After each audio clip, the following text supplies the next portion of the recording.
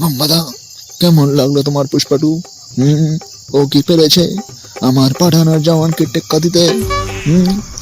দেখো, সত্যি কথা বলতে গেলে বইটা একমাত্র সবাই আল্লু অর্জুনের জন্যই দেখতে যাবে, কারণ খুবই অ্যাকশনটা স্টাইলের সাথে করেছে, আর তাকে অ্যাকশনগুলোতে ভালো মানাচ্ছিল বটে।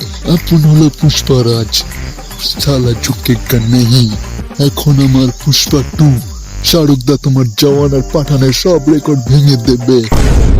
এই, হতে পারিস তুই পুষ্পারাজ, কিন্তু একটা কথা মনে রাখিস, তুই হলি পুষ্পা, হ্যাঁ, আর আমি হলাম বাজিগর, হ্যাঁ, বাজিগর। আর এখন আমি হেরে নয়, জিতে গিয়ে বাজি মারি, জিতে গিয়ে পরের বছর আসছি আমি আমার কিং ছবিটা নিয়ে, তখন দেখবি আমি তোর রেকর্ড তুড়ি মেরে ভেঙে দেবো, তুড়ি মেরে। তবে যাই বলো না কেন, পুষ্পটা দেখার পর আমার কিন্তু একটা অভিযোগ রয়েই গেল, গল্পটা কিন্তু খুব বেশি একটা আহামরি হতে পারলো না। পুষ্পাতে যা গল্প আছে ওরকম গল্প তো পাঠানের জওয়ানেতে ছিল না। পাঠানের জওয়ানেতে কি এমন আহামরি গল্প ছিল? হ্যাঁ, ওকে সিনেমা হলে আমার বই গল্পের জন্য নয়, আমাকে দেখার জন্য যায়।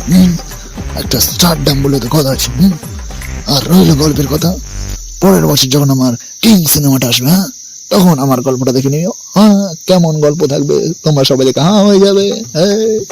ততদিনে পুষ্পারাজ তোমার সব রেকর্ড ভেঙে দেবে শাহরুখ দা, তুমি সেটা দেখে নিও।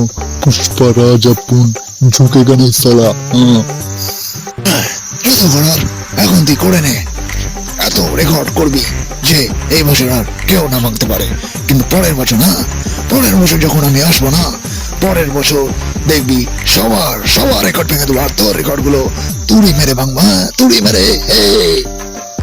আচ্ছা ঠিক আছে ঠিক আছে, এখন তোমরা সবাই শান্ত হও, সময় আসলে দেখা যাবে আসল কাকা বাবুটা কে, মানে থুড়ি আসল বক্স অফিসের রাজাটা কে।